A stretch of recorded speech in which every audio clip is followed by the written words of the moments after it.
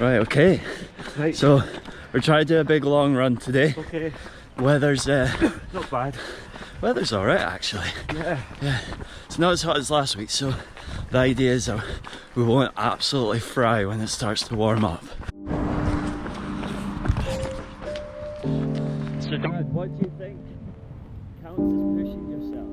What do you think the definition of that is? Pushing yourself. Yeah, see you at lunch. Right. Thanks for the chat. Catch you later. Take care. Bye now. Right, so I'm leaving my dad there. He's gonna go straight down that way, down to the water, and run back.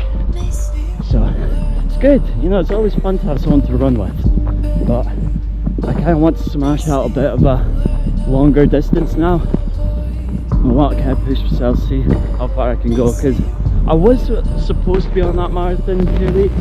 I don't feel like I quite did the training for it. So that's that. So I kind of want to see how far I'm going, because it's cloudy as well. It means I'm not going to dehydrate. So if I can at least do, you know, double figure mileage, I'd be pretty pleased with that. Look at that view.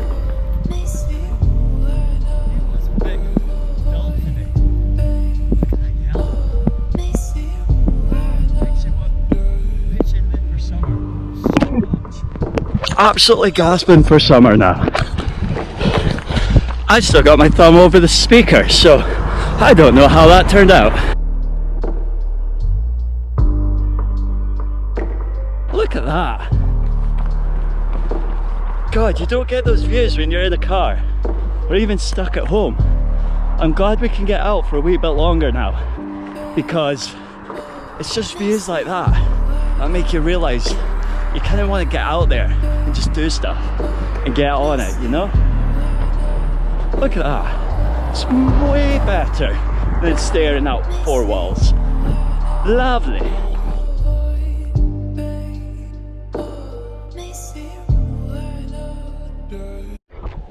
Right, okay. I might have now made a slight miscalculation.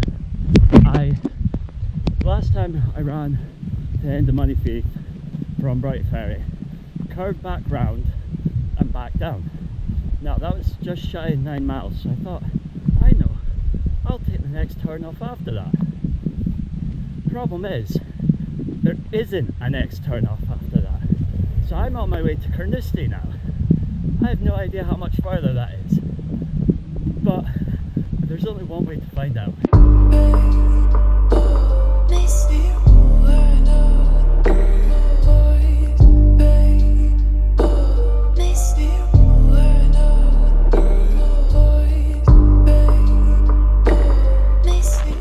Right, okay, we're now officially in Carnoustie, which means we're only just halfway.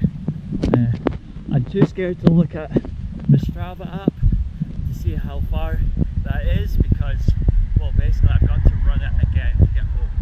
So we're just going to plod on, try and get out of Carnoustie back into Moneyfeet as quick as possible.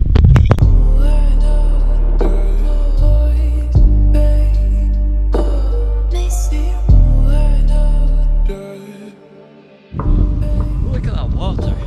Look how nice it is. I know I keep saying this, but I live at the coast and you just can't help but enjoy what's right in front of you. Look at that.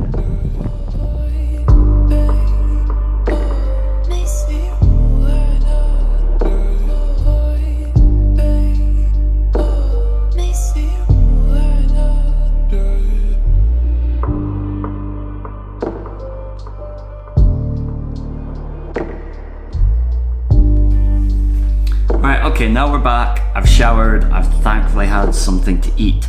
Now the reason I tried to do that this morning, obviously we're still in a lockdown situation, so I didn't want to take too much of a mick with it. It's not so much about risking myself, it's about potentially risking other people. But the reason I kind of went out and did that run today was I came across an article. It was an interview done by Inside Hook with Nick Butter. Now Nick Butter is the man who, wait for it, has ran 196 marathons in 22 months. That is mind-blowing. That is crazy. Like, in my head, I'm trying to push myself to do just one, but he must have been doing one or two nearly every single week, which is crazy. Like, it's just nuts, that kind of concept. And basically there's a quote from Nick saying, wait for it, I need to get it up. So right, I'm gonna be staring at the screen because I'm not gonna remember this and look at the camera at the same time. So basically the quote goes as follows. Exactly, and Kev said to me, and then in quotes, don't wait for a diagnosis. Don't wait for something in your world to kick you up the backside. Don't wait for something to go wrong in order for you to make a change and follow your dreams. And then it just basically goes into whatever the interviewer was talking about. I didn't see the way the quote ended, but basically it was talking about how he had the diagnosis, I think it was for cancer, I think it might have been prostate cancer, and basically that was the kick he needed to go and do the things he wanted to do in life. And he's basically saying, don't wait for that kick up the backside, be your own kick up the backside and start pushing yourself and getting those things done as soon as possible. So basically what I took away from this was, if there's something you want to go for, doesn't matter what the hindrances are, just plow on with it. Obviously at the moment we're in lockdown and you do have to take certain factors into account, but where possible you can still train. If you've got some sort of physical goal you want to go for, you can still reach them.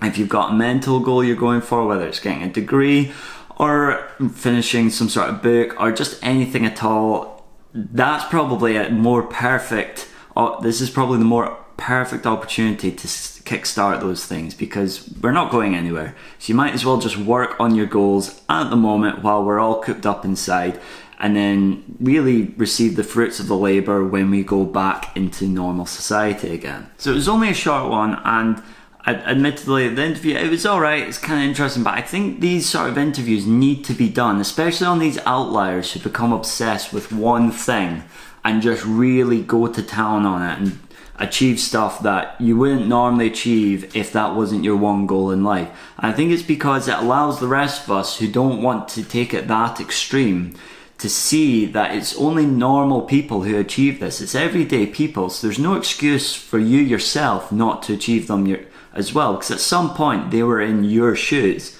The only difference is they decided to get started and just obsessively keep going with it. So what I take away from this mostly is, if you're obsessed with something, work as hard as you can, achieve it obviously as quickly as you can theoretically, but you've got to enjoy the process of it. Smash it out, get it done, then whatever the next thing is, move on to that. And basically just every moment you're awake, just focus and work on a goal that will make you satisfied with being on this planet. I hope that was alright. I kind of felt like I was just speaking nonsense there, but it's a good interview and I think they need done, because it allows you to re-inspire yourself. Because we can get a bit drained with what we're doing, lose sight and focus of why we started, what the why was. And sometimes you just need to read these interviews about people who have gone on and achieved it to remember why you started in the first place. So I'll put a link down in the description. It's probably going to be a short video, this one, but it's mostly because we're in lockdown. There's only so much content you can make with me either baking or walking into the living room. So we're going to leave it there. Peace.